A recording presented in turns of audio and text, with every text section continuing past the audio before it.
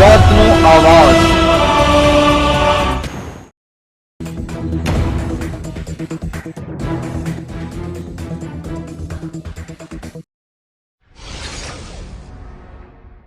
મહીસાગર જિલ્લામાં ગરીબોનું અનાજ ચૂંડાણને કાયમી દૂર કરવા લોકોની ઉઠેલી માગણી।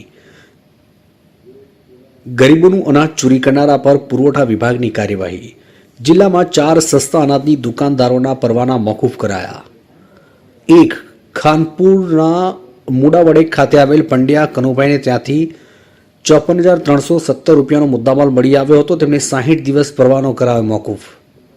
બીજું બાલાસિનોરના કઢૈયા ખાતે આવેલ SM વસાવાને ત્યાંથી 438 રૂપિયાનો મુદ્દામાલ મળી આવ્યો હતો, તેમને 30 દિવસ પરવાનો મોકૂફ કરાયો હતો। ત્રીજા નંબરે લુણાવાડાની નગર પંચાયત કર્મચારી ધિરાણ અને નાગરિક મંડળીમાં 6,696 રૂપિયાનો મુદ્દામાલ મળી આવ્યો હતો, તેમને 60 દિવસનો પરવાનો મોકૂફ કરવામાં આવ્યો। ચોથું કડાણાના ખાતવા ગામે આવેલ મોહમ્મદ ઇશાકને ત્યાંથી અનાજની ઘટ મળી આવી, તેમને 60 દિવસ માટે પરવાનો મોકૂફ કરવામાં આવ્યો। ઉલ્લેખનીય છે કે પુરવઠા સચિવ દ્વારા જેમ પંચમહાલમાં કાર્યવાહી કરવામાં આવી તેમ કાર્યવાહી કરવા આદેશ કરાયા બાદ આંતરિક રેડ કરવામાં આવી હતી। જોકે આવા ગરીબોનો કોળિયો આંચકી અનાજ ચોરી કરનારને બદલવાને સ્થાને 60 દિવસ પરવાના મોકૂફ કરી ઢીલી નીતિ રાખનાર તંત્ર સામે લોકોમાં રોષ જોવા મળી રહ્યો છે અને મહીસાગર જિલ્લામાં ગરીબોનું અનાજ ચોરનારને કાયમી દૂર કરવા લોકોની માંગણી ઉઠવા પામી છે।